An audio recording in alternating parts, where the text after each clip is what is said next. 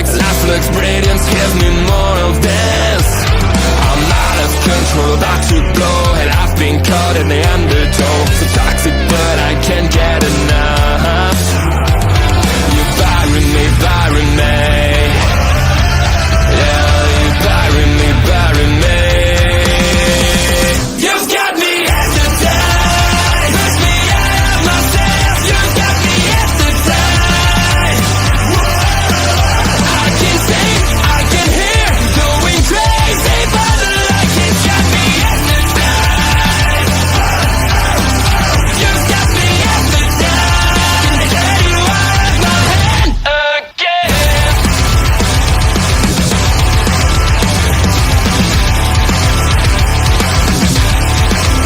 Is it wrong?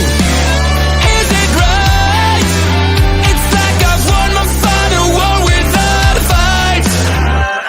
I'm out of control, about to blow, and I've been caught in the undertow. So toxic, but I can't get enough. You bury me, bury me.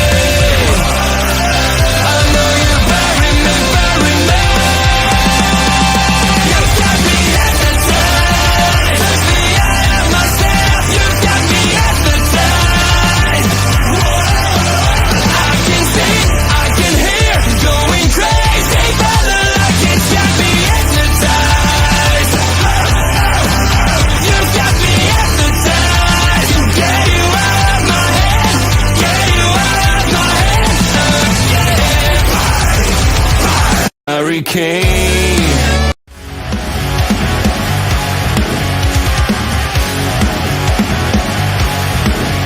Please note.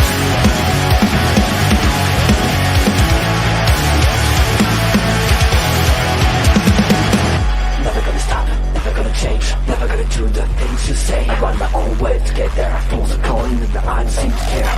In the air, no more crowd, just the opposite kind of few clouds. So tell me the storm is coming, for the sake of all your lies. Why don't you try to be wise? Now that I need you, why?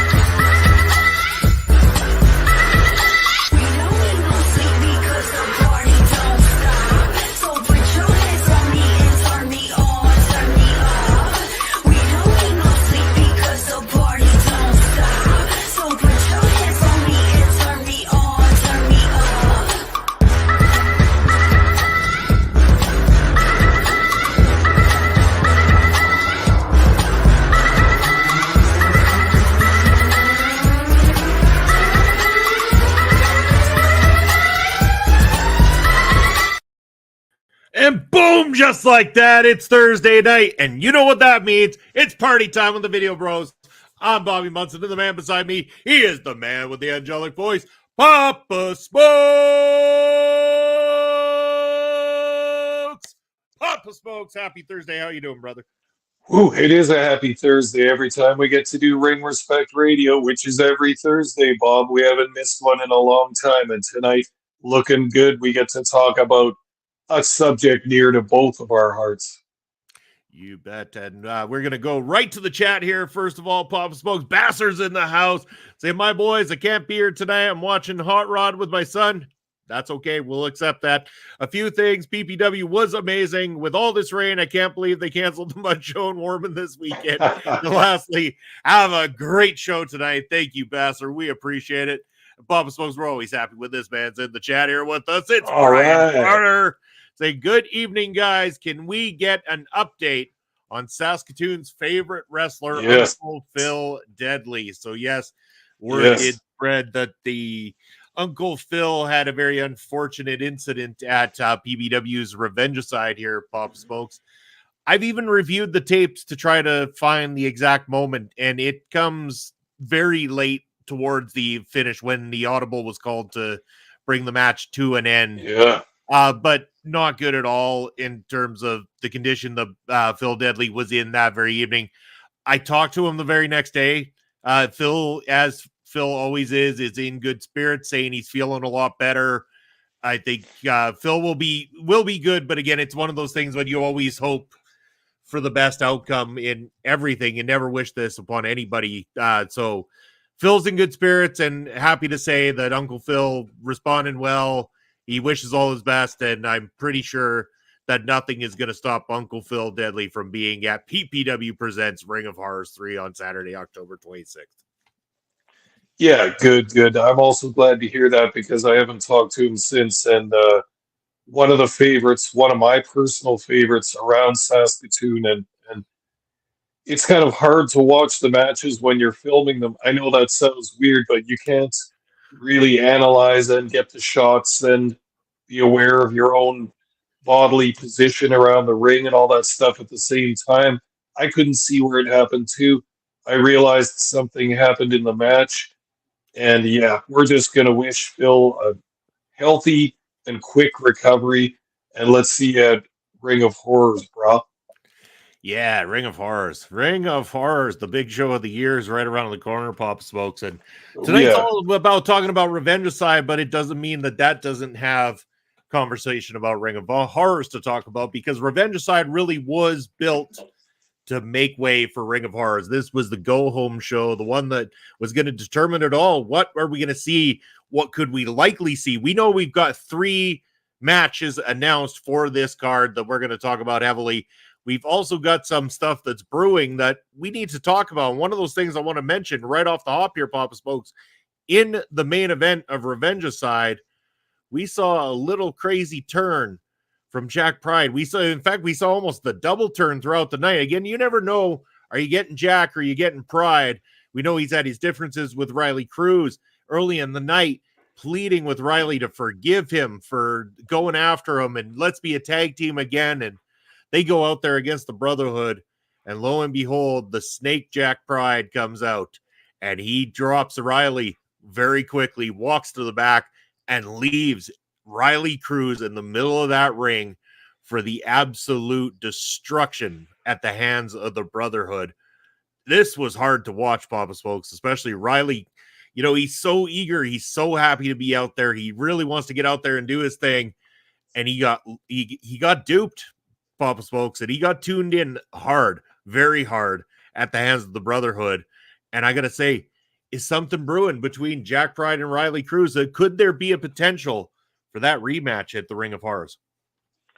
Well, if there wasn't something brewing, there certainly is now. And I was kind of along with the rest of the fans at the very beginning of the show when Jack Pride came out, made some remarks to the crowd, expressed that he was remorseful about his treatment of Riley Cruz last time. And I kind of got into it. I kind of thought, okay, maybe this is for real. It is a little bit different with Pride because you're never sure which personality is talking. Is it Jack? Is it Pride? One of them's a little nicer. One of them's a little on the meaner side kind of thing. But I took this at face value and I thought, okay, good.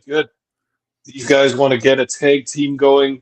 They want to continue some kind of momentum and possibly be one of those 3 tag teams that's 2 or 3 tag teams that would be in consideration for the PPW championship tag team spot. And then it all went to hell after they actually got in the ring. It really did.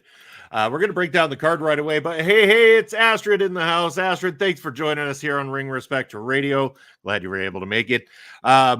Let's go through this card one by one here, Papa Smokes. So we talked about Jack coming out, making those apologies to Riley. They're going to be in that main event match. Riley getting a main event match on PPW as well, too. He's at the top of the card, which is huge for this young man, and we'll get back to that. So we got through that segment. A lot of interruptions throughout the night. Sheiky interrupts. He comes out. He says, because Colton Kelly's not here tonight, I don't have to be here. I'm going home. Screw you all. Good night. And he's trying to walk out, but Crash Crimson says hell no to this. He's not having it. No, it's in your contract. You will wrestle on these cards, not necessarily wrestle Colton Kelly. So it's going to be a non-title match later in the night. We would find out who the opponent would be. We'll get to that one as well, too.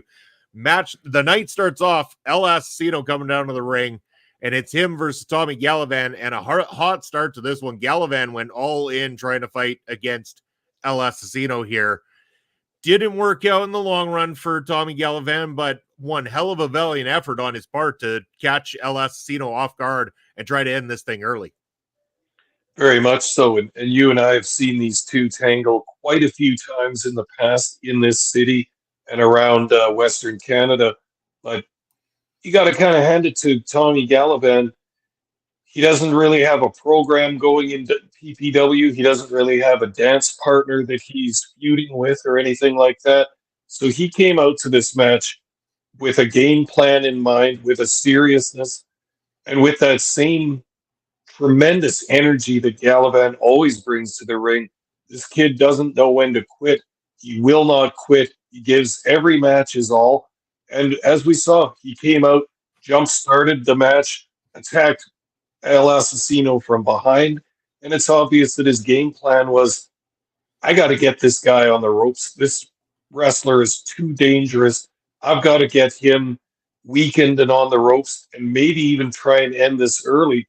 He gave him that nice kind of leg drop to the back of the head down to the ground. What's that move called, Munson? I should know this, but at any rate, he tried to finish it off early and wanted that to get out of this ring, not only with a victory, but with his health intact. And as we saw, he couldn't quite put away the Mexican Devil early. And then this match went all kinds of different ways, including right out to the concession booth. Yeah. They weren't there to order a beer, I can tell you that much. And all through the crowd and a bunch of other stuff happened in this match. You guys will be seeing that fairly soon coming up one of these Saturdays, maybe even this coming one, but 2 weeks. 2 weeks, yeah. We've got the PPW Championship match between Colton Kelly and Sheik Akbar Shabazz from the previous set of tapings this Saturday.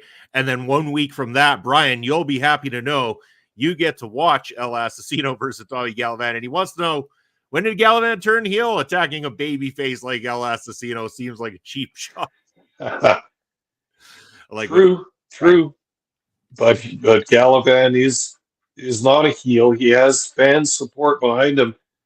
But like I said, he wanted to get out of the match, possibly with a win, but even better than that, with his health intact. And that's the kind of heelish moves he was going to stoop down to in order to try and get the advantage on someone who will do anything to get the advantage. You bet. El Assassino picks up the win, goes to make an attack on Tommy Gallivan with the chair after the match has won. Michael Allen Richard Clark says, hell no. He runs down, chases El Assassino off. El Assassino takes off to the back. Not the last we're going to hear from those two this night either. Going on to match number 2 of the night here, Papa Smokes. We have a returning T.Y. Jackson in tag team action. This was a nice treat. And then we had a debut as well, too. We've got T.Y. Jackson's tag team partner, known as the Loose Connection to get collectively, but Dean Richter making his debut in Prairie Pro Wrestling to take on the Clandestine Society, one of the top teams. And we know this night was all about finding out who PPW management wanted in that matchup at Ring of Horrors for the tag team titles. So this was very important for the Clandestine Society with the role they've bet on. They want to be in that tag team match if they can, but also a chance for maybe a new team in the form of the Loose Connection to really upset the balance of things. And what a match they put on. This one back and forth, a lot of crazy stuff. Dean Richter making a nice debut in Prairie Pro Wrestling. T.Y. Jackson has always come back anytime. Love it. Love the guy's work. But the Clandestine Society clearly got the fan support there. The fans absolutely loving them. Yeah, this one, a lot of great back and forth. But again, the Clandestine Society coming out on top, looking great here, Pop Smokes. Your thoughts on this matchup? Yeah, good one. Always glad to have new talent come into PPW. We've seen T.Y. Jackson a few times around here before. great talent, great in-ring product, and he's got quite a mouth on him too. But Dean Richter was a new guy to me. I've heard his name before, had not seen his work. Pretty good. Pretty. You can see he's not super experienced in the business yet, but he looks good. He's got some muscle on him, and he looks the part of the wrestler. Comes out, and they had quite a long match against the Clandestine Society, and that's a tall order when you're a brand new team coming into a federation to take on the arguably the most popular tag team in PPW, Stephen Crow and Michael Richard Blaze. But man, hung in there for a long time and got a lot of work done in that. That's a successful debut match for this tag team. Even taking the L, they hung in there with one of our top teams in this company and looked good doing it. So I look forward to seeing more from the Loose Connection. Good stuff. But Clandestine Society getting this win and just looking really, really great to PPW management, you got to think that's going to benefit them in the near future on this night, Revengicide. You bet. We're going to move on from there to another debut that we had here in PPW, Papa Smokes. So we had a match involving Barack Garani. Barack Garani, I unfortunately wasn't at the last PPW show, making his way back, looking sharp as always. Barack Garani even cracked a smile or two on his way to the ring, and I saw maybe a couple of handshakes with a few people at ringside. I don't know. Is there a crack in Barack Garani there that he might have a little bit more heart there than what people have let on before? Maybe the fans are taking a turn and starting to adore Barack Garani, but they mostly didn't stay too quiet while Barack did the Kosovo national anthem there, holding his hand to his heart. PPW Nation a little rambunctious during this period of time, and then he was cut short by the debut in PPW of Alex Rain. The music starts hitting. Alex Rain, full of energy, nice sizable guy coming into this thing. I've seen him a few times previously in other companies, Papa Smokes. But your thoughts on this match and the debut of Alex Rain in Prairie Pro Wrestling? Yeah, well, you mentioned about Barack Garani getting a few smiles and some handshakes from the fans. I noticed that too, and it's not that he's changed as a wrestler or changed any of his tactics or his general disdain for the Saskatoon crowd, but I think the fans are getting used to him. They don't like his methods, but they like it when he's there because he's a quality wrestler. Big, tall guy, big, strong guy, looks cool, plays the Kosovo theme at the very beginning, which they like, I think, but they are going to interrupt it just to get under his skin a little bit. And we've seen some fantastic stuff from Barack Garani. Particularly, I think the fans like him and Sheik Akbar Shabazz as a tag team doing that finishing maneuver known as murder. Boy, that's getting over with the crowd big time. But we weren't going to see that tonight. But always a pleasure to have Garani in the building. He gives us just a slightly different style of wrestling. He's got that kind of Eastern European influence with lots of low kicks and lots of interesting throws. So I've always enjoyed this guy. He's not over with the fans, so to speak. He's impolite to them. He doesn't care about their feelings, and he doesn't care about their favorite wrestlers. He's there to get ahead for himself, and that's what he was going to do in this match at the expense of Alex Rain. Yeah. And your thoughts on Alex Rain? First time seeing him.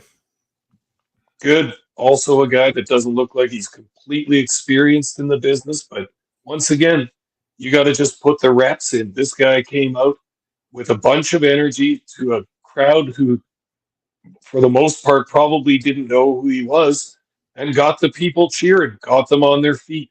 You show some energy, you show some enthusiasm, and you convince the fans, hey, I'm on your side.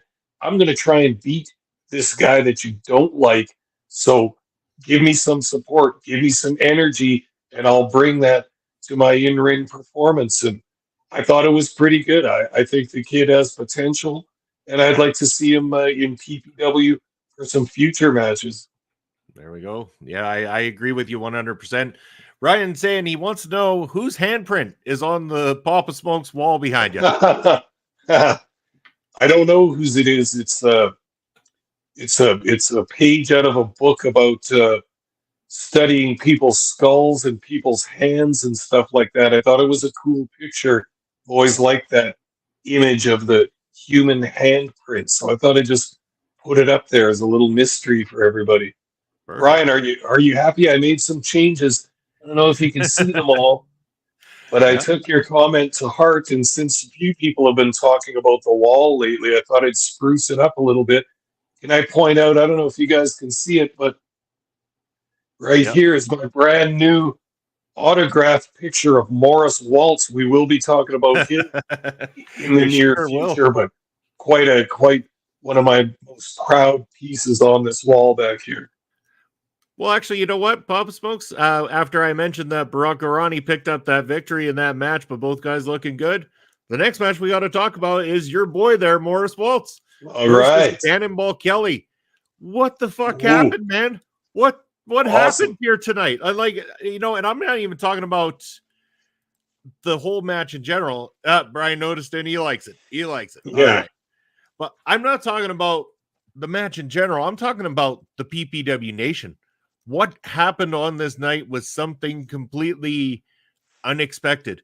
We had an entire section of people who bought tickets and called themselves the Waltz section, the Morris Waltz section, and they were cheering for marvelous Morris Waltz, who now comes down with his debonair look with a top hat and a pair of those rounded shades.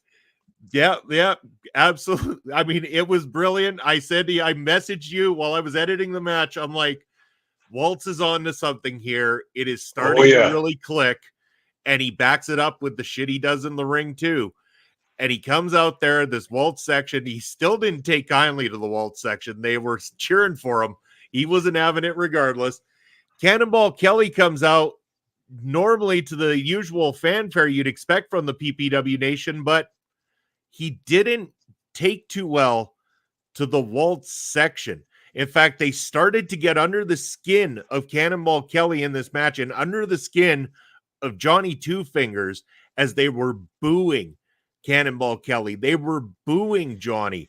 And then Cannonball Kelly uses a little bit of shady tactics and they lost it with him. And then Johnny comes in, gives a little cheap shot of his own to Morris Waltz, and they just about lynched him as he did it right in front of the Waltz section there and then started lipping them all off. I'm like, damn it, Papa Smokes, what is going on here? Like we have had an odd turn of events here. Morris Waltz suddenly getting cheered, Cannonball Kelly getting heat, Johnny Two Fingers getting heat down at ringside, and all the while, the bigger story in the ring is Cannonball Kelly underestimating Morris Waltz, and Morris Waltz in a fantastic matchup put Cannonball Kelly to sleep. And again, we see this new blood in Prairie Pro Wrestling growing and overtaking some of the old guard. It was unfreaking believable in one of the moments of the night, in my opinion. Yeah, very much so. And you could feel even before the show that there's an energy about Morris Waltz as well. I mean, he's a local boy. He's got some fans who like him despite some of the underhanded tactics he uses in the ring.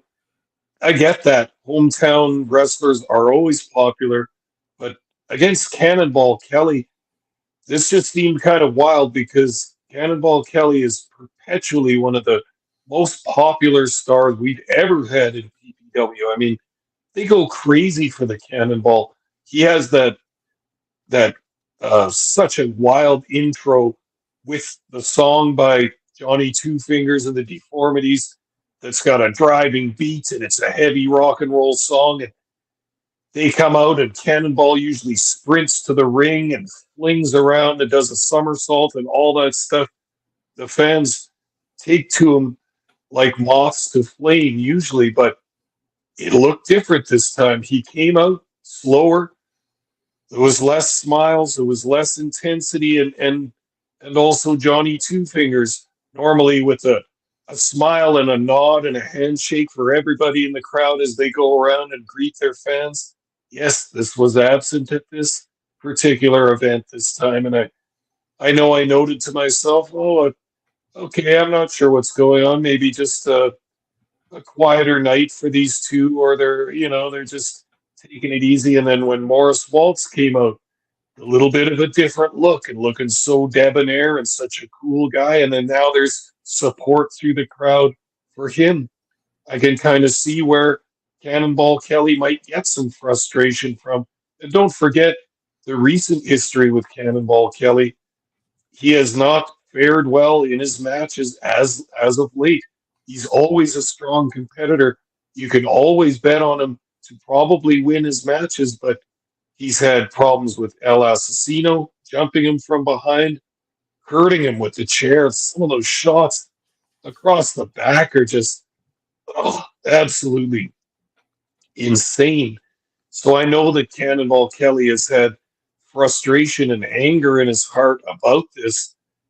And I think I have the feeling that he had that feeling before this event. And then when he came out to Morris Waltz getting support through the crowd and everything, I think this is what just kind of turned him sour a little bit. And then you saw that they were just, him and Johnny Two Fingers were going to take some shortcuts to try and win this match. And of course, as we all know, that's never popular with most of the fans in the audience. And look what happened. And Morris Waltz has been looking for that big victory. He's had a number of matches end in a no contest and without a winner, and he hasn't hardly taken a loss, but he hasn't gotten that win either. And this night changed all of that. And what a huge win it was. Not against a newcomer or not against somebody who's a little bit newer to the Federation. One of the veterans, one of the standbys for PPW, one of the Knights of the Round Table of PPW.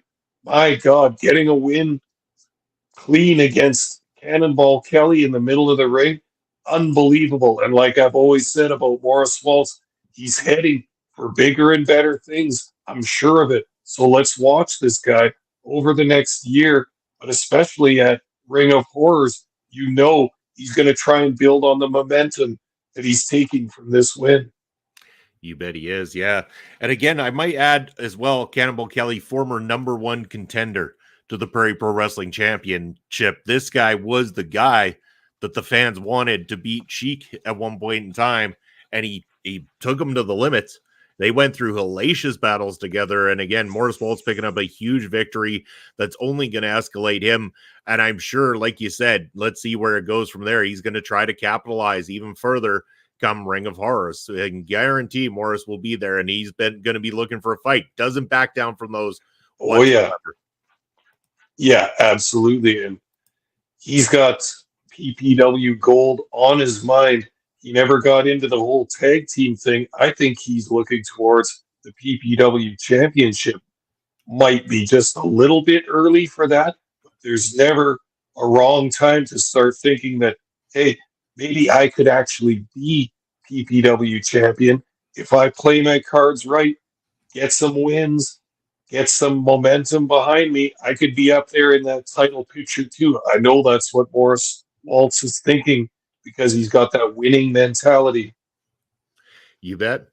And moving on from there, Papa Smokes, this is when things start to get really interesting. It starts to build towards Ring of Horrors even further. Our next match is a one-on-one matchup, but we've got Bucky McGraw, Wrestling Smartest Man, and the leader of the Brotherhood, taking on Mars, the Specialist of the Short Kings, in what not only turned out to be an excellent match. We find out that down at ringside, the Thickness Reed Matthews is recovering from a little bit of a knee injury there. But then we've got those two brutes in the form of the Dixie Dragon and Jacob Creed at ringside as well, too. It was frightening being at ringside, especially that moment when I looked to both sides of me. One side, I've got Creed. One side, I've got the Dixie Dragon. And I'm thinking to myself, at any moment, one of these two or both could just decide to take me out while they're at it. We don't know the mentality of the Brotherhood. They're a dangerous combination. Reed Matthews, we know the man's got a lot of heart and a lot of fight, but he's a one-legged man in an ass-kicking contest at the moment down at ringside. So Mars the Specialist with the opportunity to really take it to McGraw here. And this match was excellent, back and forth between these two. Always good to see Mars in there. Bucky, a veteran of that ring as well. They tried the shenanigans, and Reed Matthews actually used his crutch that he had to his advantage to pull the book, the re-education book, out of the hands of Bucky McGraw. Meanwhile, the Clandestine Society stuck their noses in here, came out to ringside, and made sure that the other two members of the Brotherhood were well distracted, allowing Mars the Specialist to pick up a big victory. A lot going down here, but now the story of the tag division unfolding even further. Are the Short Kings okay to wrestle if they were chosen to be in that match on the 26th? Is the Brotherhood a guaranteed lock for that match on the 26th? Now we got the Clandestine Society going out. Hello, remember us? We had a problem with you boys too. We got a lot unfolding here, and still no answers at this point of the show from PPW management yet. For sure. And you had to know that the wrestlers themselves were starting to show the lay of the land by the end of this match, because you could see, we know that there's a natural rivalry between Short Kings and the Brotherhood. We've seen these teams tangle before, both in tag team action and in singles action. They don't like each other. You know that Bucky McGraw and the Brotherhood have a little bit of disdain for the Short Kings, who have come in to PPW in the last year and a half or so to much fan support, much fanfare and all that, as an awesome tag team and as great singles wrestlers as well. They don't want that. They want to squash this team before it becomes a problem. The only thing is, try and squash the Short Kings. They aren't having it. They're a very sturdy team, a very, very skilled team, and they don't like the Brotherhood either. So we've got this powder keg growing between these two teams, even just in a singles match of McGraw versus Mars the Specialist. Quite a fine match, I must say. Two good wrestlers against each other, doing a little wrestling, but also doing a bunch of strikes and a bunch of underhanded stuff as well on Bucky McGraw's part. Mars having to watch over his shoulder the entire time with these giant behemoths at the side of at ringside. I also felt the tension 2 months, and they were standing next to me while I was doing camera work and had nothing nice to say about me while I was trying to do my job doing camera work at ringside. But I'm not saying anything to those guys. But at any rate, we've got this situation now, and you know that all the fans know, and you and I also know, that there's a natural rivalry between the Brotherhood and the Short Kings.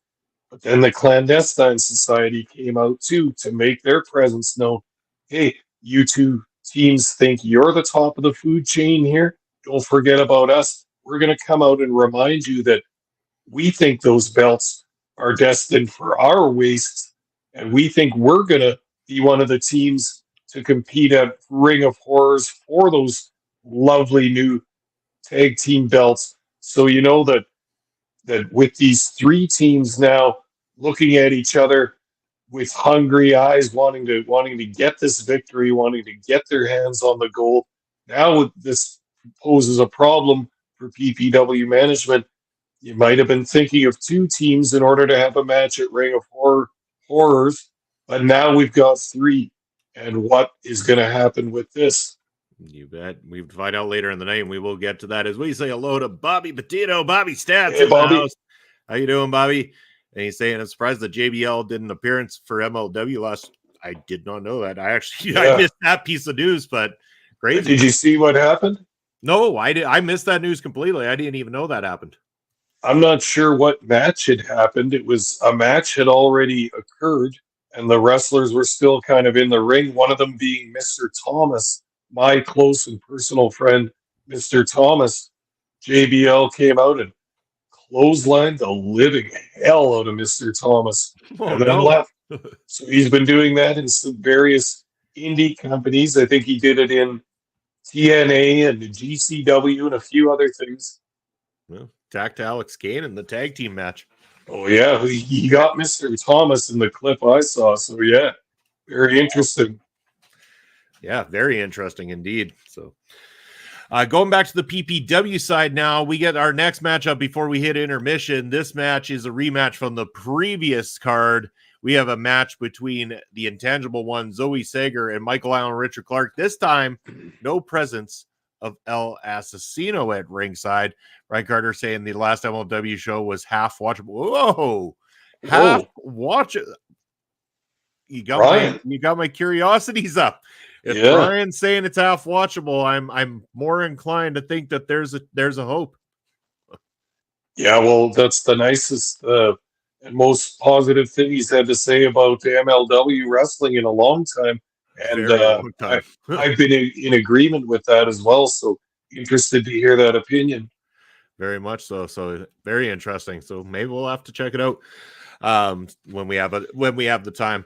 But yeah, this match between Zoe and Michael Allen Richard Clark, a return match from last time. Everybody seemed to absolutely love this previous match, and this match was no different. This match back and forth between these two, you could tell that these two are very experienced professional wrestlers in that ring together.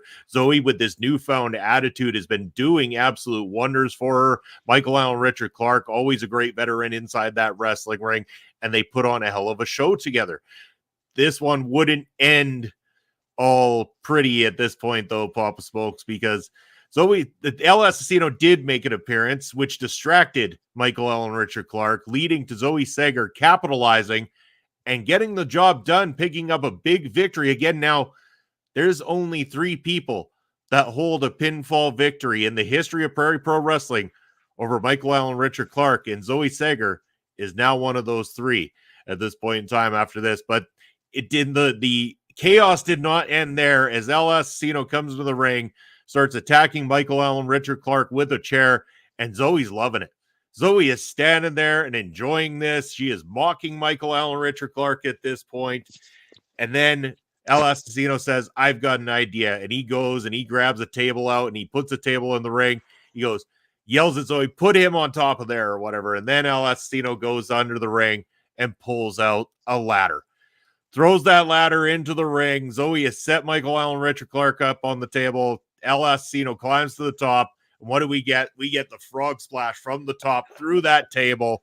Absolute carnage, Papa Smokes. As Bobby's saying that I like watching Zoe Sager on PPW. She is great as a wrestler. She does fantastic work. Her match against Michael Allen Richard Clark from the last card just dropped on YouTube last Saturday. So make sure you go check it out if you haven't done so already.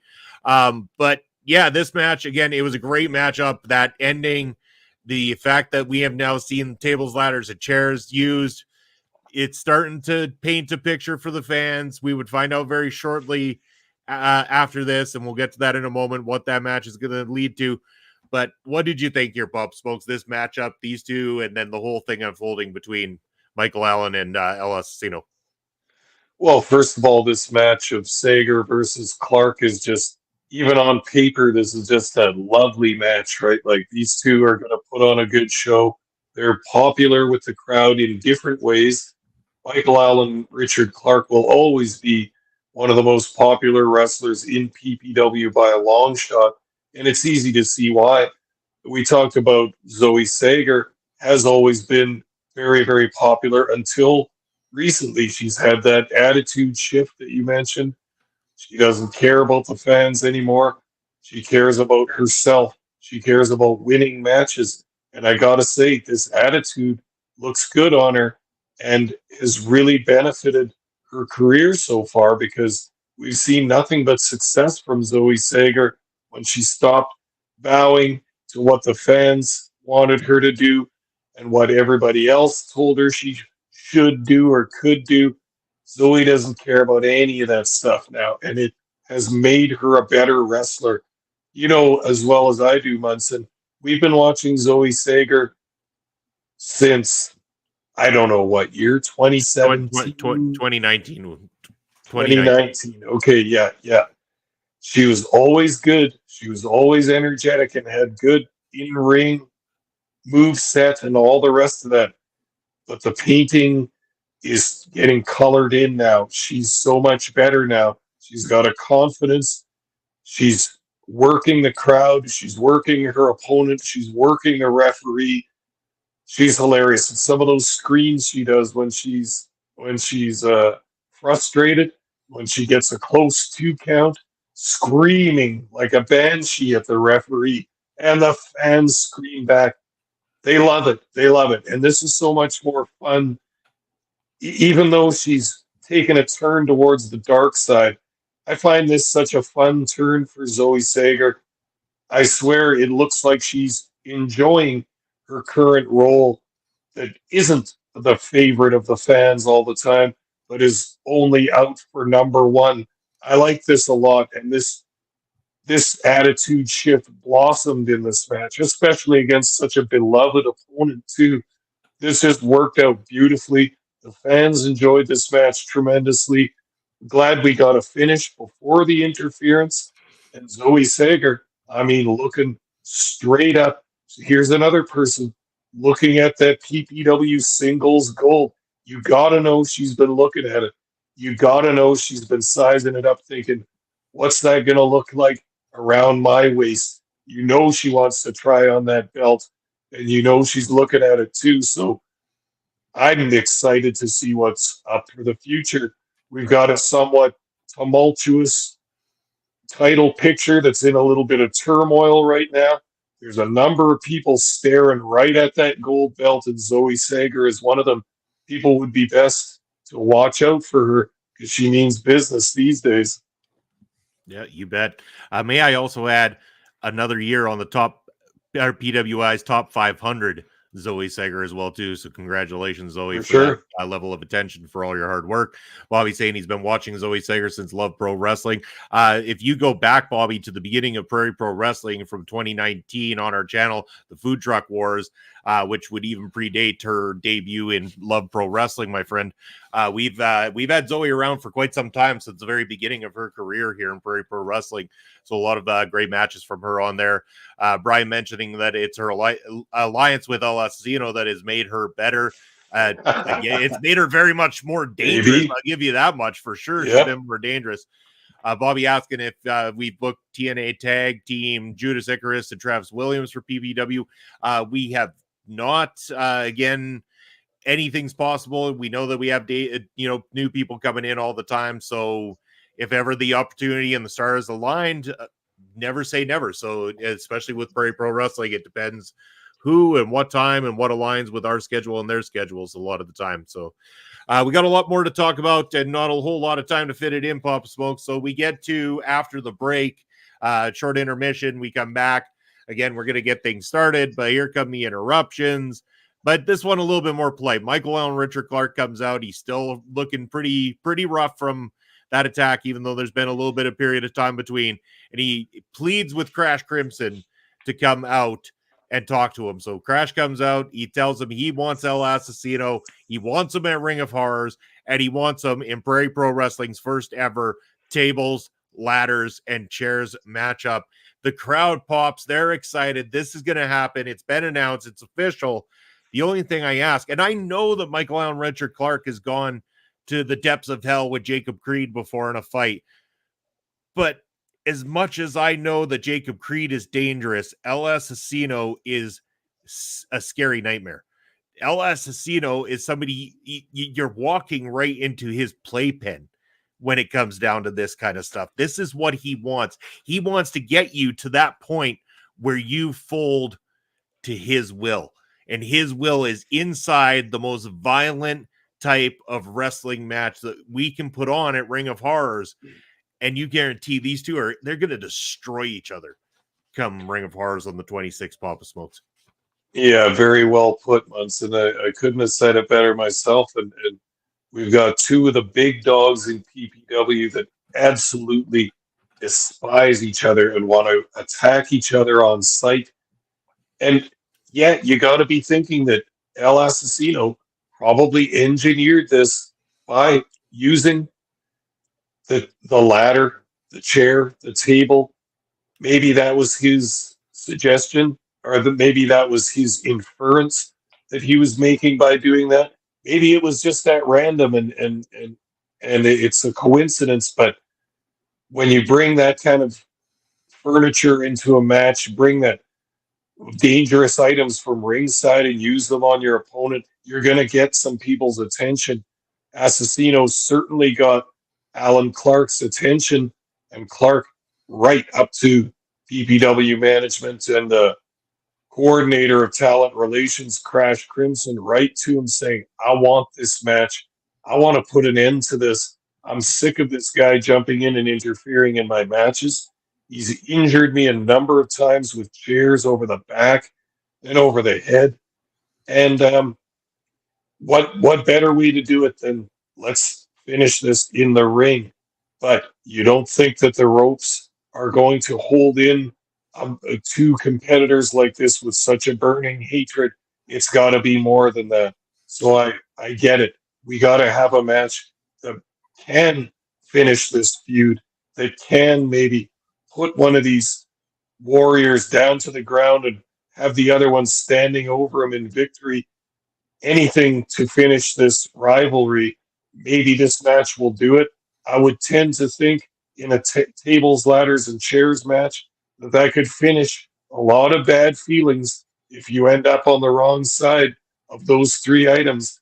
But these two are going to give it to each other real bad at Ring of Horrors. Everyone's going to want to see this match because not only will it be tremendously violent and entertaining, it will also set the stage for the future of these two in PPW. Can we see a peace between them afterwards? Can we get a stop to the constant interference, the chair work, and all that stuff? Can we put this to rest through a very, very violent match like this? Yeah, and you know what? Not only do I fear for the competitors in this matchup because they're going to go to hell and back again, I fear for you and I, Papa Smokes, because we're the ones that have to get up and close with this shit. And I don't know, man. I know how brutal the chairs match was, and now we're going to add in tables, we're going to add in ladders, and we're going to add in two pissed off SOBs in that night. And man, I don't expect to be walking out under my own power before that night's through. And that's just as a person holding the camera off to the side. BDJ, what's up? Yeah. Yeah, we might be in danger of some collateral damage, no question. But hey, man, we're members of PPW too. We got to stand up and do our job. Yep. We got to have courage. Sometimes I'm scared too, but we got to get in there and do it. Well, you know, once that's finished, we still have the Battle Royal to do, Munson. This show is going to be like our cameraman's nightmare. Oh, and there's one other match we haven't even started talking about. Well, I mean, we've kind of alluded to it already, but we'll talk about that in a second here, because now we go to the second last match of the evening. Sheik Akbar Shabazz in a non-title matchup against Saskatoon's favorite, Uncle Phil Deadly. I think a lot of people, we talked about this earlier in the night, Phil picking up a concussion during this matchup, an injury that nobody wants to see happen.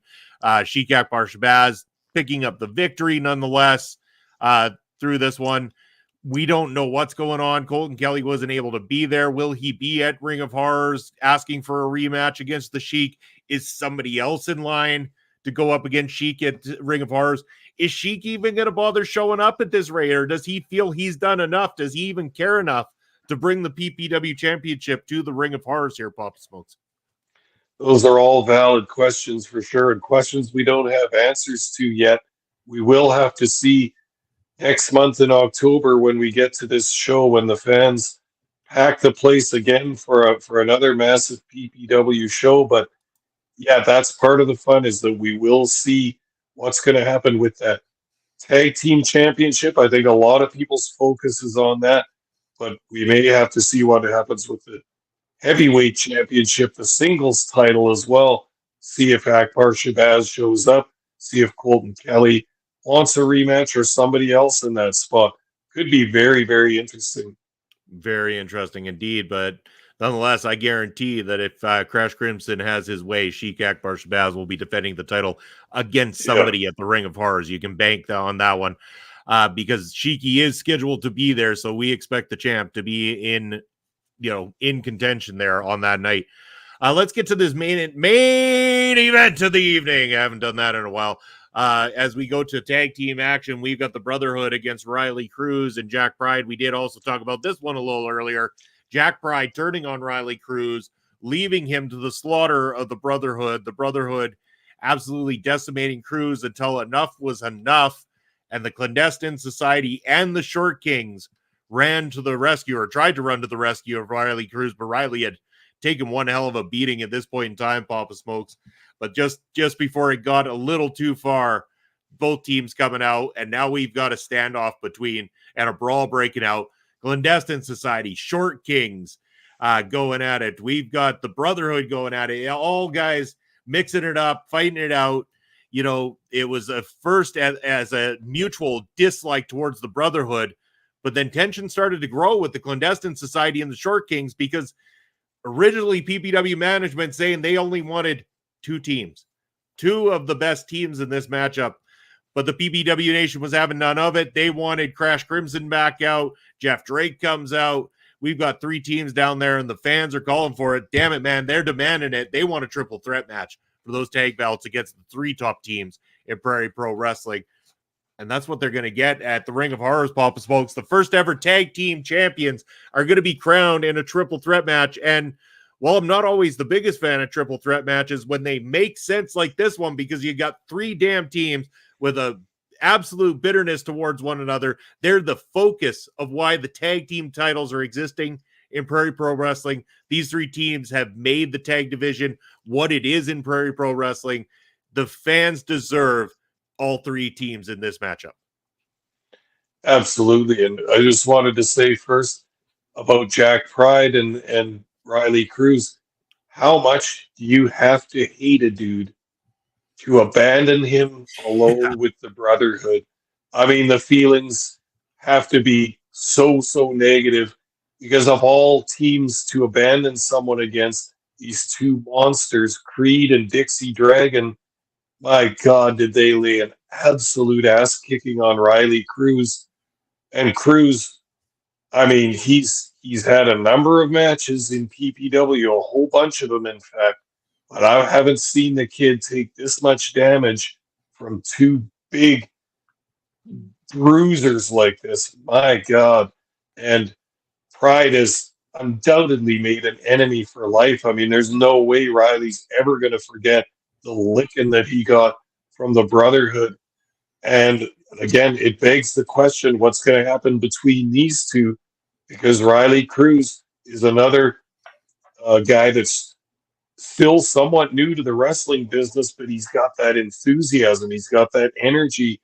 He runs, he headbangs, he works very quickly in the ring. You know that he's wants to get the job done every time, and he's trying to make a name for himself in this company, in this province, and probably in this whole country. But now he's got the ire of a very experienced wrestler and a very dangerous wrestler in Jack Pride. So, I mean, what's going to happen between these two? Will we get a match between these two at Ring of Horrors, and what will happen in that? I have the feeling that Jack Pride's not done with his taunting and terrorizing of Riley Cruz quite yet. Yeah, I guarantee I would put, if I was a betting man, and we don't know for sure, I would gamble to see something between Jack Pride and Riley Cruz at the next card. And man, Jack Pride just became one of the most hated men in all of Prairie Pro Wrestling with that one moment. Already was disliked by the fans with some of his shenanigans lately, but we know when he goes to that dark place, when that side of him clicks in, he is one of the most dangerous competitors on the Prairie Pro Wrestling roster. And Riley Cruz might be in deep against Jack Pride. He might have crossed the wrong line when it comes to that. I want to go to BDJ's question here, Pop Smokes. He's saying Short Kings are his pick for the tag team titles. What are our picks? And, geez, I mean, you're in tough here. It really is. I mean, Short Kings clearly have the current momentum with the audience, with some recent victories and everything like that. The momentum has really been placed in the corner of the Short Kings. And on a personal level, we love the Short Kings here, Papa Smokes, friends of ours, always talking to them at the shows, great couple of dudes. I'd be extremely happy for Reed Matthews and Mars the Specialist if they were to pick up the tag team belts. I also would be very happy for the Clandestine Society. Michael Richard Blaze, one of the first people that I met in this business, has always been good to me. Stephen Crow by his side, great guy as well too, very deserving. And then you got the Brotherhood. And while I don't agree with their tactics, you can't deny just how dangerous this team is, and the numbers game could still play a factor with Bucky McGraw on the outside of this thing. You never know which way it's going to go. I'm going to say my heart lies with the Short Kings, but the devil in me says the Brotherhood are walking out with the titles. Yeah, you might be onto something there, Munson. And the whole thing kind of gets jumbled up a little bit with the fact that it's a three-way now, too.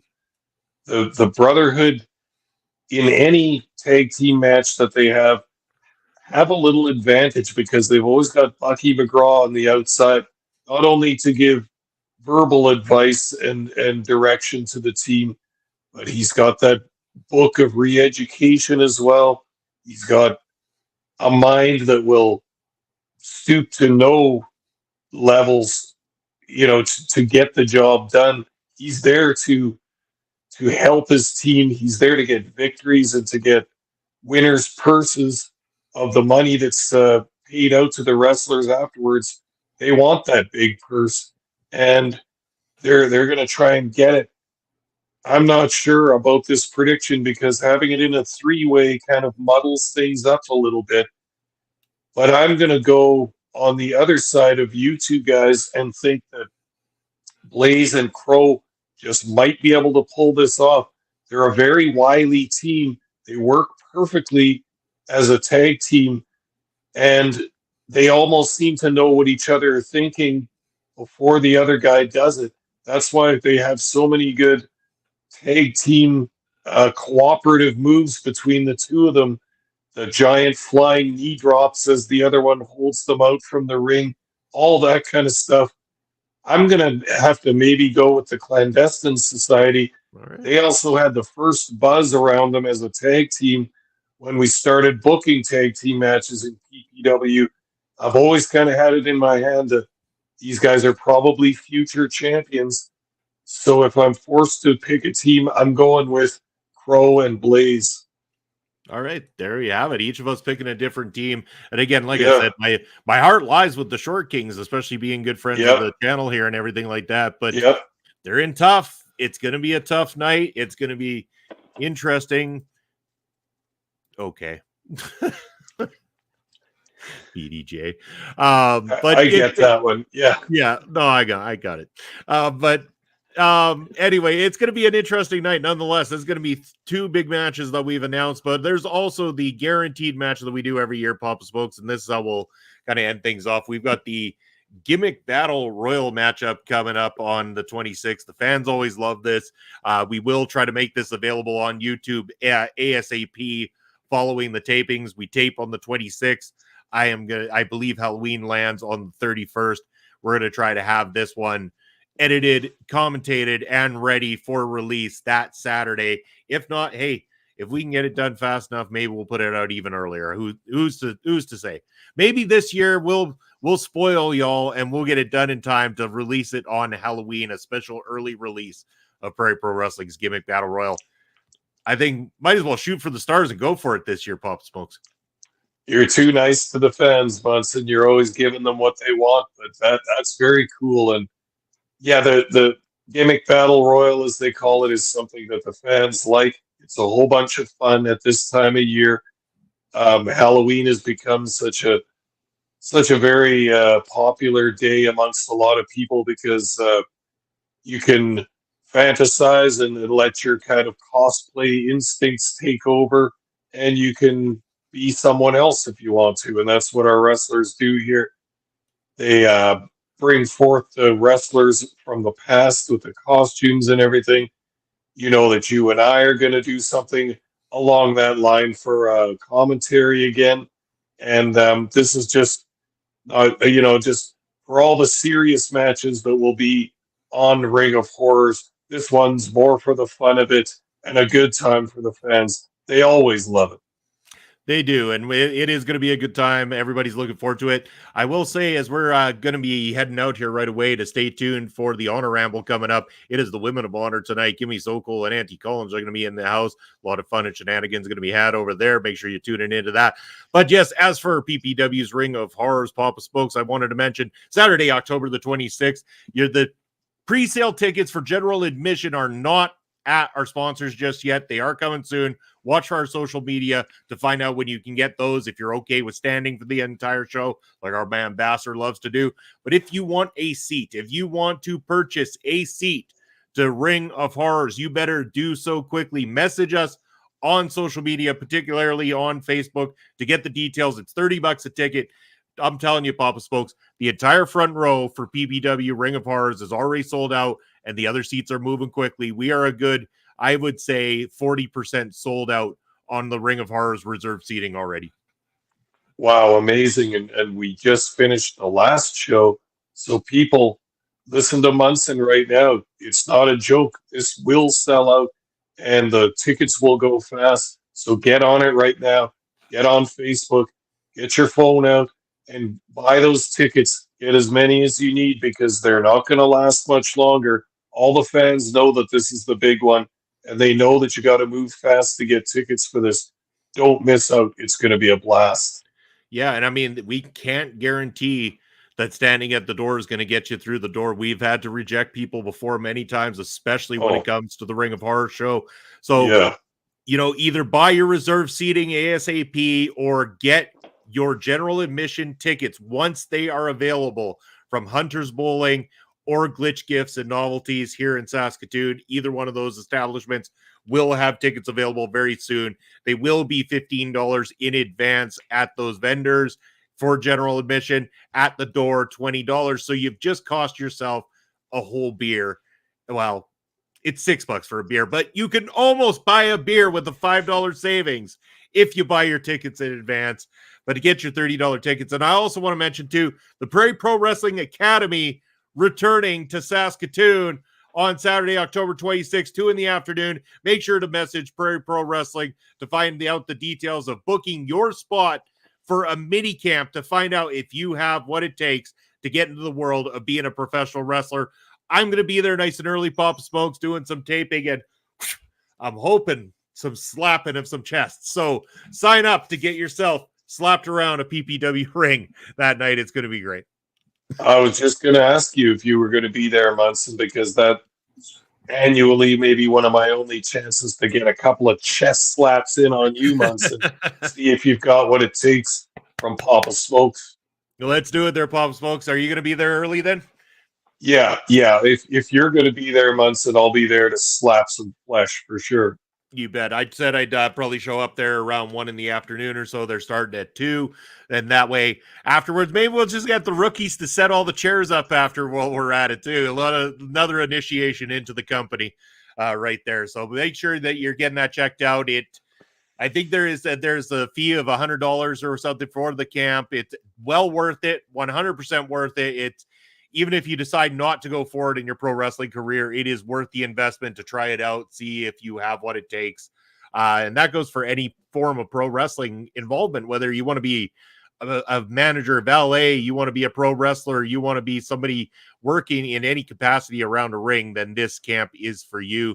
And if you want to, you could also pay $115 in advance and guarantee a spot into the Ring of Horror show that very night as well, too. So sign up today. It's going to be great, but that's going to be it for us here. We got to make way for the Honor Ramble. So Papa Smokes, I'm going to make this show cost a whole lot of money. There's your ticker, my man. Where can the people find you? What do you got going on?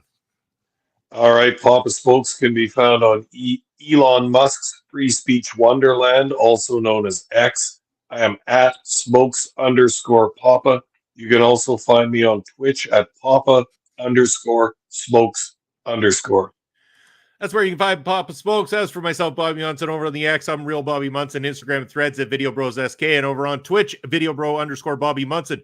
Next time you'll find me right here on the channel is this coming Sunday. Point of View, myself, Mark Robson. We got a lot to talk about in the world of English football, especially with Mark's team, Reading, essentially crumbling to pieces at the moment on the back end and also in matches. A lot to talk about. We continue our NFL picks of the week to see which one of us is going to get a bucket of ice dumped over their head at the end of the NFL season.